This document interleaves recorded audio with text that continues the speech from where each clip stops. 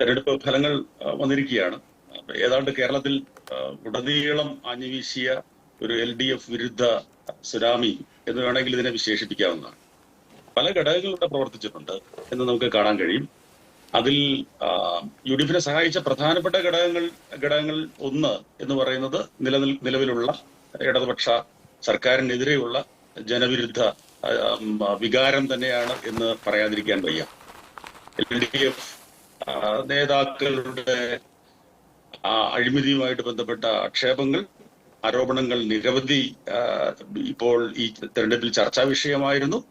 നേതൃത്വത്തിന്റെ അഹങ്കാരം, പിന്നെ അതുപോലെ പലയിടങ്ങളിലും അതിപ്പോ മുഖ്യമന്ത്രിയോ അല്ലെങ്കിൽ മന്ത്രിമാരിൽ ചിലരോ അല്ലെങ്കിൽ CPM-ന്റെ നേതാക്കളോ ഒക്കെ വെച്ച് പുലർത്തുന്ന സ്വേച്ഛാധിപത്യപരമായ നിലപാടുകൾ, ദുരധികാര പ്രവണതകൾ, പിന്നെ പോലീസിനെ കയറൂരി വിട്ടത്, പോലീസ് മർദ്ദനവുമായിട്ട് ബന്ധപ്പെട്ട് ഈ ഇടയ്ക്കൊക്കെ ഉണ്ടായ സംഭവങ്ങൾ, കുന്നംകുളത്ത് നടന്നതുപോലുള്ള സംഭവങ്ങൾ, ഇങ്ങനെ നിരവധി വിഷയങ്ങൾ ഇടതുപക്ഷത്തിനെതിരെയുള്ള ഒരു അതിശക്തമായ ഒരു വികാരത്തിന്റെ വേലിയേറ്റമായിട്ട് മാറാനായിട്ട് കാരണമായിട്ടുണ്ട് എന്ന് വേണം കരുതാൻ.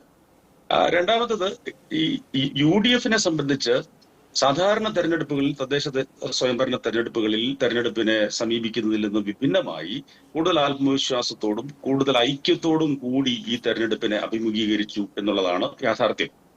പലപ്പോഴും ഈ തെരഞ്ഞെടുപ്പിലേക്കുള്ള സ്ഥാനാർത്ഥി പട്ടികയെല്ലാം ഏറ്റവും അവസാനം പ്രസിദ്ധീകരിക്കുന്ന ഒരു മുന്നണിയാണ് ഐക്യജനാധിപത്യ മുന്നണി. പക്ഷെ ഇത്തവണ പല സ്ഥലങ്ങളിലും തെരഞ്ഞെടുപ്പിനുള്ള മുന്നൊരുക്കങ്ങൾ തന്നെ വളരെ നേരത്തെ ആരംഭിച്ചു. സ്ഥാനാർത്ഥികളെ പോലും പലയിടങ്ങളിലും നേരത്തെ പ്രഖ്യാപിക്കുകയും ചെയ്തു. അതിന് ഒരുപാട് മികച്ച ഫലം ഉണ്ടാക്കാൻ കഴിഞ്ഞു എന്നതിന്റെ തെളിവ് തൃശ്ശൂർ കോർപ്പറേഷൻ പോലുള്ള സ്ഥലങ്ങളിൽ നമുക്ക് കാണാൻ കഴിയും. തിരുവനന്തപുരത്ത് അത്തരമൊരു സ്ട്രാറ്റജി പയറ്റിയെങ്കിലും തിരുവനന്തപുരത്തെ ഐക്യജനാധിപത്യ മുന്നണിയുടെയും പ്രത്യേകിച്ച് കോൺഗ്രസിന്റെയും സംഘടനാപരമായ ദൗർബല്യങ്ങളാകണം ആ സ്ട്രാറ്റജിയെ പൂർണ്ണമായിട്ടും വിജയിപ്പിക്കാനായിട്ട് കാരണമാവാതെ പോയത് എന്ന് വേണം പറയാൻ. പിന്നെ സർക്കാരുമായിട്ട് ബന്ധപ്പെട്ട നിരവധി വിഷയങ്ങൾ അത് വളരെ കൃത്യമായിട്ട് പൊതുജന സമക്ഷം കൊണ്ടുവരാനും, ഇപ്പോൾ ശബരിമല വിവാദം ഉൾപ്പെടെ അതിനെല്ലാം UDF-ന് സാധിച്ചു.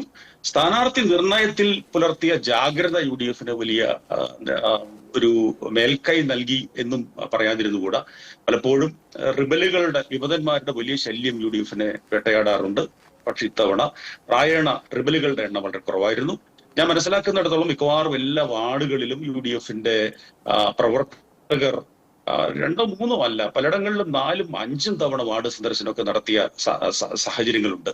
അപ്പൊ ഈ തെരഞ്ഞെടുപ്പിന് വർദ്ധിതമായ ആവേശത്തോടു കൂടി, ഒരുപക്ഷെ ഡു ഓർ ഡൈ എന്ന് കൃത്യമായി മനസ്സിലാക്കിക്കൊണ്ട് ഈ തദ്ദേശ സ്വയംഭരണ തെരഞ്ഞെടുപ്പും അടുത്തു വരുന്ന നിയമസഭാ തെരഞ്ഞെടുപ്പും വിജയിക്കാനായില്ലെങ്കിൽ കേരളത്തിന്റെ ജനാധിപത്യ ഭൂമികയിൽ ഒരുപക്ഷെ UDF അപ്രസക്തമായേക്കും എന്ന ഒരു ഭീതി പൂർണ്ണമായിട്ട് ആശങ്ക ഉൾക്കൊണ്ടുകൊണ്ട് തന്നെ UDF തെരഞ്ഞെടുപ്പിനെ നേരിട്ടു എന്ന് വേണം പറയാനായിട്ട്. പിന്നെ BJP-യെ സംബന്ധിച്ചിടത്തോളം BJP ഉണ്ടാക്കിയ സാധാരണ എല്ലാ തെരഞ്ഞെടുപ്പുകൾക്കും പതിവുള്ളത് പോലെ ഈ തെരഞ്ഞെടുപ്പിനെയും ഒരു വലിയ ആത്മവിശ്വാസത്തോടെയും ശുഭപ്രതീക്ഷയോടും കൂടെ നേരിട്ടു. വലിയ സന്നാഹങ്ങൾ ഉണ്ടായിരുന്നു. വലിയ അളവിലുള്ള പണവും പിന്നെ ആർഭാടവും പിന്നെ സന്നാഹങ്ങളുമായിട്ട് തെരഞ്ഞെടുപ്പിനെ നേരിട്ടുവെങ്കിലും വിചാരിച്ചതുപോലുള്ള നേട്ടങ്ങൾ, തിരുവനന്തപുരം ഒരൊറ്റപ്പെട്ട സംഭവമാണ്, പക്ഷെ മറ്റു പലയിടങ്ങളിലും വിചാരിച്ചതുപോലുള്ള നേട്ടങ്ങൾ കരസ്ഥമാക്കാൻ BJP-ക്ക് കഴിഞ്ഞിട്ടില്ല. മറ്റൊന്ന്, വേറൊരു കാര്യം സൂചിപ്പിക്കാനുള്ളത്, ഈ BJP-ക്കെതിരെയുള്ള ഒരു പ്രതിരോധം യഥാർത്ഥത്തിൽ ചമയ്ക്കാനാവുക CPM-ന് മാത്രമേ കഴിയൂ എന്ന ഒരു CPM-ന്റെ വാദം, ആ വാദം ഈ തെരഞ്ഞെടുപ്പോടെ തകർന്നു. പലയിടങ്ങളിലും ഒരുപക്ഷെ CPM-നെ പിന്തള്ളിക്കൊണ്ട് BJP-യും കോൺഗ്രസും തമ്മിൽ നേരിട്ട് മത്സരിക്കുന്ന അല്ലെങ്കിൽ നേരിട്ട് ഏറ്റുമുട്ടുന്ന സാഹചര്യങ്ങളുണ്ടായി. ഇപ്പൊ തൃശ്ശൂരിൽ തന്നെ അവിണിശ്ശേരി എന്ന് പറയുന്ന ഗ്രാമപഞ്ചായത്തിൽ നമുക്ക് കാണാൻ കഴിയും CPM-നും കോൺഗ്രസിനും BJP-ക്കും ഏതാണ്ട് തുല്യ എണ്ണം സീറ്റുകൾ ഉണ്ടായിരുന്ന ഒരു ഗ്രാമപഞ്ചായത്താണ്. പക്ഷേ BJP-യാണ് അവിടെ ഭരിച്ചുകൊണ്ടിരുന്നത്. ഇത്തവണത്തെ തെരഞ്ഞെടുപ്പ് ഫലങ്ങളിൽ കോൺഗ്രസും പിന്നെ BJP-യും തുല്യ എണ്ണം സീറ്റുകൾ നേടി. 7 സീറ്റുകൾ എന്നാണ് ഞാൻ മനസ്സിലാക്കുന്നത്. വെറും 2 സീറ്റുകളിലേക്ക് CPM പുറകിലോട്ട് പോയിരിക്കുന്നു. അതുപോലെ മറ്റ് പലയിടങ്ങളിലും നമുക്കത് കാണാൻ കഴിയും. BJP-ക്ക് ഒരു പ്രതീക്ഷിക്കുന്ന രീതിയിൽ വലിയ നേട്ടം ഉണ്ടാക്കാനായിട്ട് കഴിഞ്ഞിട്ടില്ല. ഇപ്പൊ തൃശ്ശൂരിലൊക്കെ സുരേഷ് ഗോപിയൊക്കെ തമ്പടിച്ച് നടത്തിയ പ്രചാരണങ്ങൾ ഏശിയിട്ടില്ല എന്നും പറയേണ്ടി വരും. പൊതുവെ വളരെ നന്ദി ശ്രീ തദ്ദേശ സ്വയംഭരണ തെരഞ്ഞെടുപ്പിനെ കൂടുതൽ ജാഗ്രതയോടും സൂക്ഷ്മതയോടും കൂടി ഐക്യജനാധിപത്യ മുന്നണി കണ്ടു. അതിന്റെ പ്രവർത്തകർ ഈ തെരഞ്ഞെടുപ്പിനെ നേരിട്ടു എന്നതാണ് ഈ തെരഞ്ഞെടുപ്പ് ഫലങ്ങൾ തെളിയിക്കുന്നത്.